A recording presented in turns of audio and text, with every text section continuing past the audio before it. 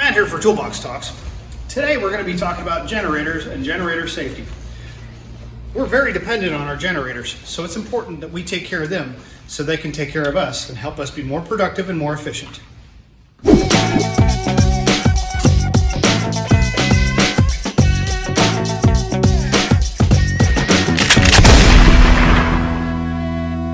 Generators can produce high levels of carbon monoxide, which you can't smell, taste, or see. Symptoms of carbon monoxide poisoning can include headaches, nausea, dizziness, chest pain, confusion, weakness, upset stomach, and vomiting, and some can be described as flu-like. You mean COVID, right? For serious symptoms, get medical attention immediately because you may have carbon monoxide poisoning. It can quickly lead to passing out and death. Make sure you have adequate ventilation when a generator is running. You can't just open windows or doors because the exhaust can still drift into closed areas. Keep it at least 20 feet away from any enclosed areas, including homes, garages, basements, crawl spaces, or other enclosed areas. If you're working indoors, make sure battery or plug-in carbon monoxide alarms are installed in your working area. If you experience symptoms while outdoors, immediately get to fresh air and call the fire department to determine when it is safe to re-enter the building. Keep in mind that generators are loud.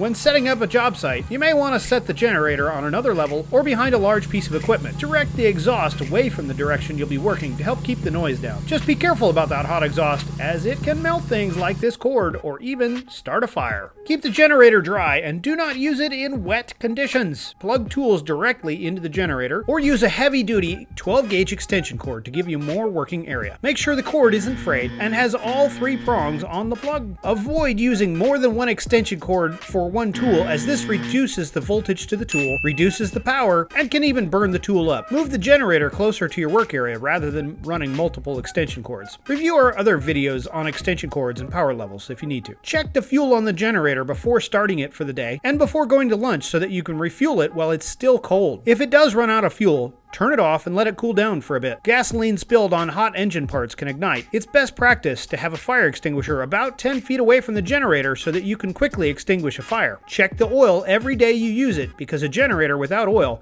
won't generate ever again.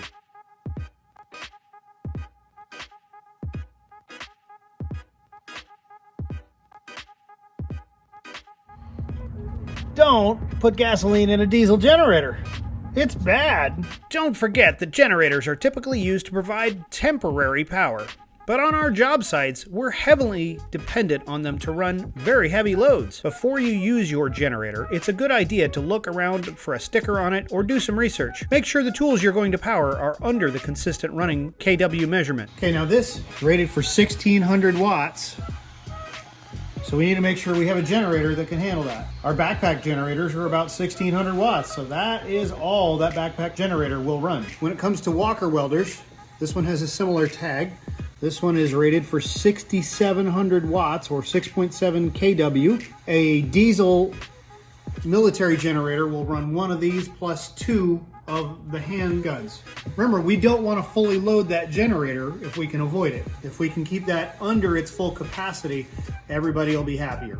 It'll run more smoothly and we'll get a longer life out of the generator and out of the tools. Thanks, and keep up the good work.